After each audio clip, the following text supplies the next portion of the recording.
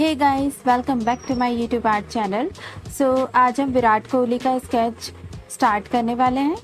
आज का ये वीडियो स्केच के आउटलाइन का वीडियो रहेगा, जो मैं लूमीज मेथड का यूज़ करके बनाऊंगी। इस स्केच को हम एकदम हाइपर रियलिस्टिक वे में ड्रॉ करेंगे।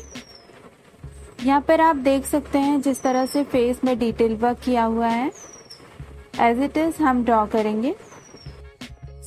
इसके लिए आप मेरे चैनल को सब्सक्राइब कर लेना एंड बेल आइकन को प्रेस कर लेना, जिससे मेरी अपकमिंग वीडियो की नोटिफिकेशन आपको जल्दी मिलेगी।